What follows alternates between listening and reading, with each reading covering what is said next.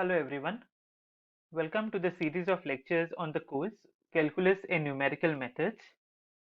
This is part 4 of the first chapter, the real number system. The title is Characterization of Supremum. Outline: state and prove characterization of supremum and examples. So let's recall the definition of supremum which is done in the last couple of videos. Okay, I hope all of you all have seen the video based on upper bounds and the supremum. So if I have a non-empty subset A of R and alpha is a real number, then this alpha is supremum of A if there are two conditions for alpha to be a supremum. Alpha must be an upper bound of A, and if beta is an upper bound of A, then beta must be bigger than or equal to alpha. Then only alpha will be the least upper bound or supremum of A. Okay, so this is the definition of supremum of a set. Now what I will do is I will prove a characterization of supremum. That means I will be proving one more condition which will be necessary and sufficient for a real number to be a supremum. Okay, one more condition we will be proving which will be necessary and sufficient for the real number to be a supremum. Okay, I hope that's clear. Now, so let me state that characterization. So the characterization that I am talking about, it will be of this form. Okay, it will be of the form P if and only if Q. So it will be an if and only if statement. And we have already seen what we mean by if and only if statements. Okay, if and only if meaning the implication if P then Q will be true, and its converse if Q then P will also be true. Okay, so if P then Q and if Q then P. This is what we need to establish. Okay, so let me state the characterization first. So that says, supposing I have a non-empty subset A of R. Okay, supposing I have a non-empty subset A of R. So let A be a subset of R, be non-empty. So A is a non-empty subset of R and alpha is some real number. Okay, then this alpha is a supremum of A if and only if then alpha is supremum of A if and only if the following conditions are true. The first condition remains the same as the definition, that is alpha must be an upper bound of A. Okay, so alpha is an upper bound of A. Alpha is an upper bound of A. And the second condition says, if you take any real number which is less than alpha, okay, if you take any real number beta which is less than alpha, then beta is not a upper bound. That means alpha is the smallest upper bound. Okay, so if beta is a real number which is less than alpha, then beta is not an upper bound. Now when do you say that a number is not an upper bound of a set?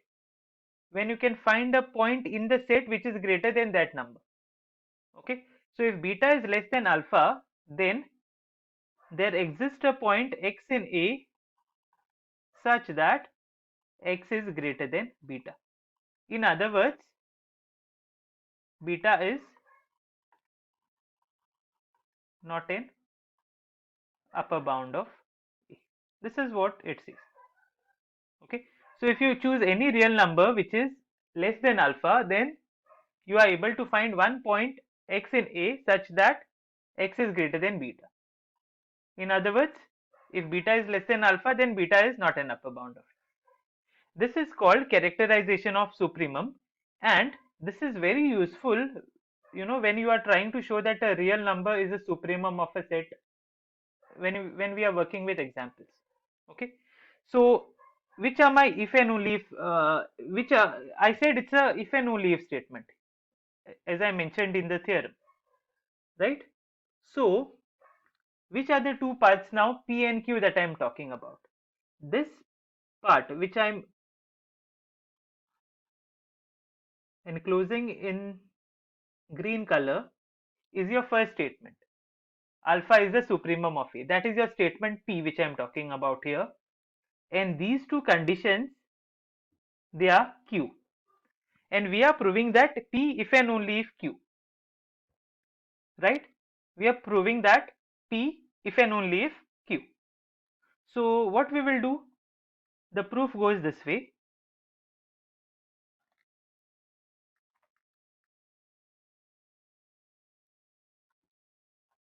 The proof goes this way.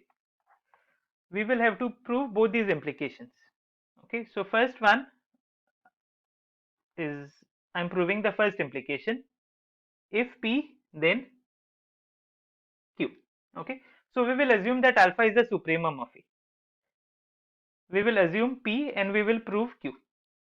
Okay, so let alpha be the supremum of A. Now by definition, what do you mean by alpha is the supremum of A? I will go back to the definition right on top. Alpha is the supremum of A, that means alpha is an upper bound of A, first thing. Secondly, if beta is any other upper bound of A, then beta is greater than or equal to alpha. This is what I know from the definition. Okay, so I have assumed the statement P. Now I want to establish the statement Q, that is here, which I have marked in green, these two conditions. Now because alpha is supremum of A, by definition itself, the first condition what I want to prove holds. Because when I say alpha is the supremum of A, by definition alpha is already an upper bound of A. Okay, so by definition alpha is an upper bound of.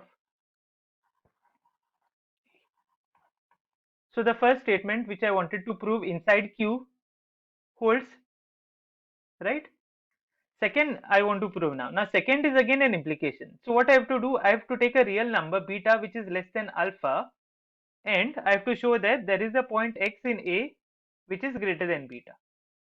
Okay, so to prove 2, I will have to start a real number beta with a real number beta which is less than alpha.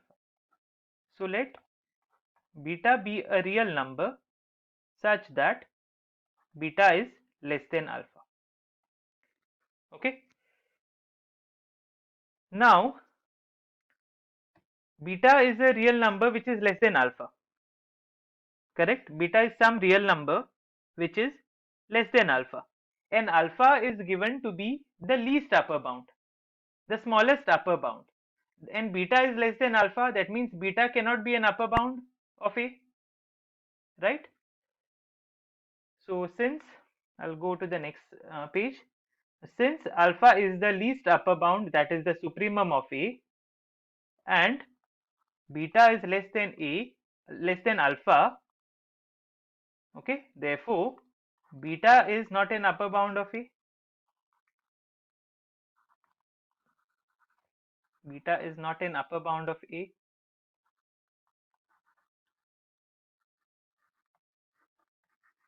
Right? And when do you say that a real number is not an upper bound of A? When there is a point in the set A which is greater than beta. Okay, so there exists a point x in A such that x is greater than beta. So what did we prove? We proved the exactly the second condition in the Q part here. If beta is less than alpha, that's what we assumed. Beta is less than alpha. We showed that there exists a point x in A such that x is greater than beta. Here, there exists the point x in A, at least one point such that x is greater than beta. Okay, so we have showed that if P is true, then Q is true. So this, which I am marking star here, is done. Okay, so this part is done. Now conversely I have to show the converse. If Q is true, then P is true. This is what I need to show now. Okay, so I will assume the statement Q here. That means these two conditions which I've marked green in Q, I will have to assume those, and I will have to prove that alpha is the supremum of A. That will be the converse part. Okay, so the converse part we denoted by this way. Okay, implies and implied by those notations. So assume that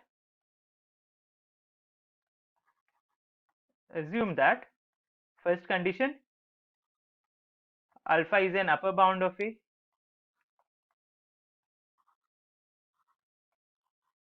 and the second condition,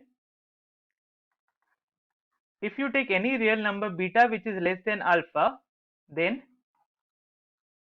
there exists a point x in A such that x is greater than beta. This is what I am assuming. Okay, this is what I am assuming. Now, so the Q part I have assumed. As you can see here, the part which I have highlighted in green, those two statements I have assumed. I have to show that alpha is the supremum of A. Okay, so I have to show that alpha is the supremum of A by definition. So I will go back to the definition on top, and I'll have to show that these two conditions here on top of the definition are true. Okay, so our claim is alpha is the supremum of A. Okay, so we have to prove the two conditions of the definition. Okay, so the first condition of the definition says alpha must be an upper bound of A. Okay, but that is already true by assumption. The first assumption that we have assumed here, alpha is an upper bound of A. So by one, okay, by this one, alpha is an upper bound of A. So that holds trivially. Alpha is an upper bound of A. Okay, we need to prove now the second condition of the definition. That is, okay, you go back to the definition here where my cursor is. If beta is an upper bound of A, I have to show that alpha is less than or equal to beta. Okay, so it's an implication now, if then type. So I have to assume that beta is an upper bound of A. Okay, so let beta be any upper bound of A. Let beta be any upper bound of A.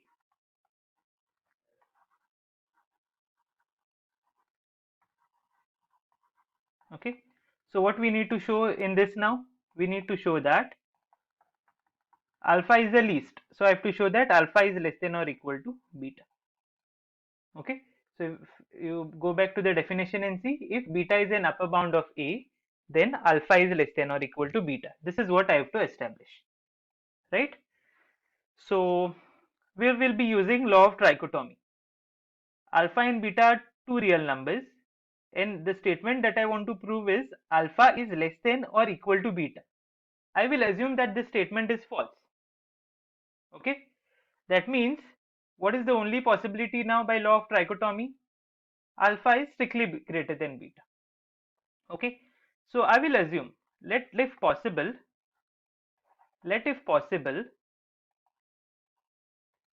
alpha be strictly greater than beta. That means I am assuming this by assuming this statement to be false, what I want to prove. Okay, so we are going by contradiction.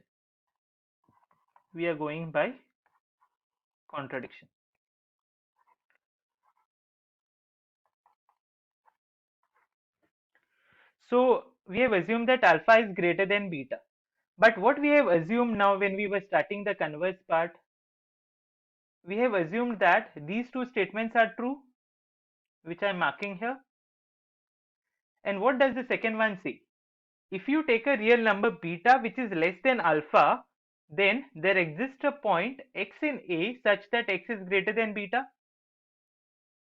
right? And now here what we have a point beta which is less than alpha, and that's what I have. So if beta is less than alpha, then this condition works. Here beta is less than alpha, therefore by 2, okay, by 2, this 2 here, what I can say, there exists a point x in A such that x is greater than beta. That means I have found a point inside A which is greater than beta. This is a contradiction. Why is that? This is a contradiction. Why is that? Because beta we assume to be an upper bound of E. So being upper bound, it should have been bigger than or equal to all the other elements of A. But I have found one element x in A such that x is greater than beta. So this is a contradiction. Okay, this is a contradiction because beta was an upper bound of A. So why we are getting this contradiction? Because we assumed that alpha is greater than beta. So this assumption, what we had assumed, alpha greater than beta, is false, and hence alpha must be less than or equal to beta. Therefore alpha is less than or equal to beta. So what did we prove? We proved the second part of the definition. If beta is any other upper bound, of A, then alpha is less than or equal to beta. Okay.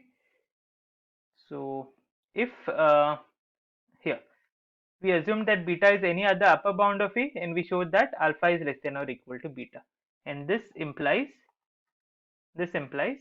alpha is the supremum of A. Okay, so what did we do? We had two statements in the beginning, P and Q.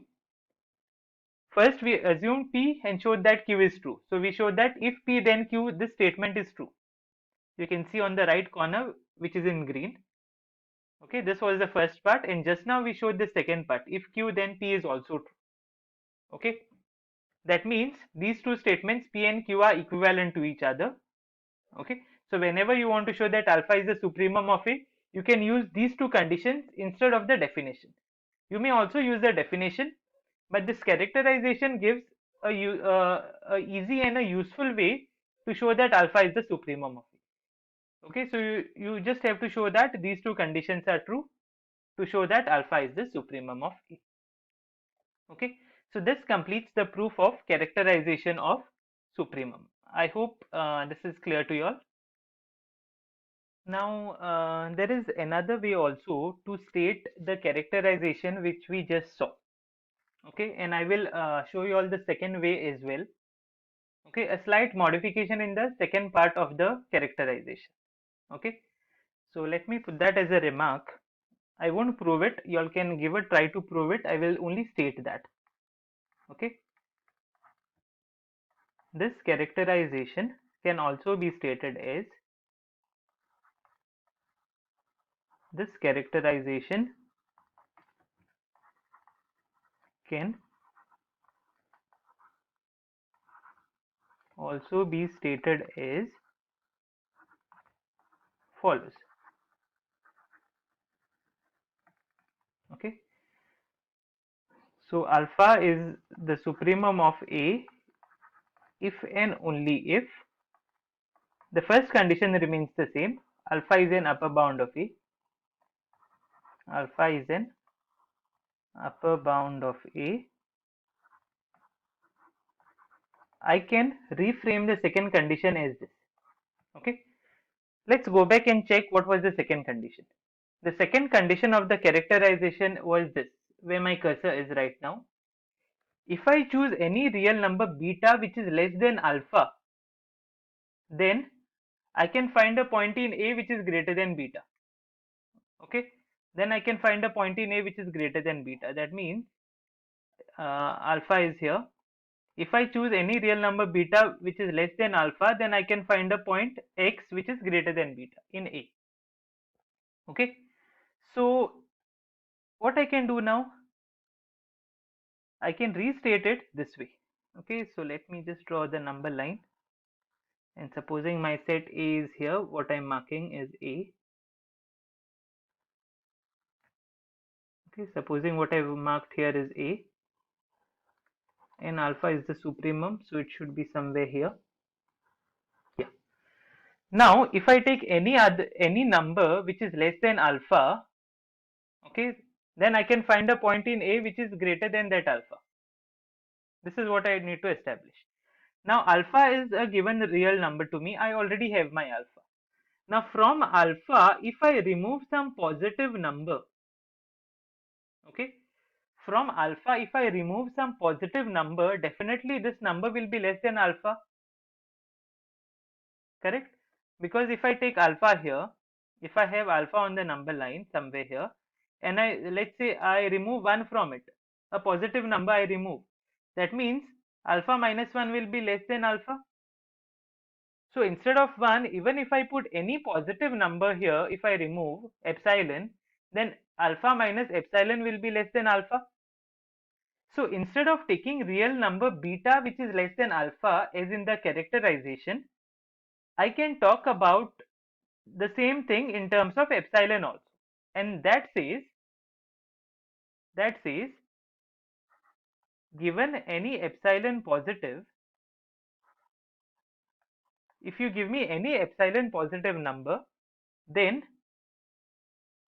there exists a point x in A such that this point x will be greater than alpha minus epsilon. That means alpha minus epsilon will be less than x. So actually this is your beta which is less than alpha.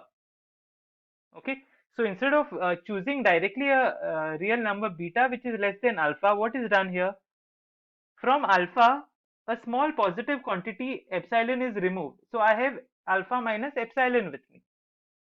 So if you give me any epsilon positive corresponding to this epsilon positive, I can find a point in A, okay, such that x will be greater than alpha minus epsilon. I am very much sure that alpha minus epsilon will be less than alpha. If alpha is here, then alpha minus epsilon will be slightly less. And then I can find a point x in A here such that x is greater than alpha minus epsilon. Okay, so this is the second way to state the same characterization which we just now proved. Both mean the same. Okay, and these are my references. Thank you.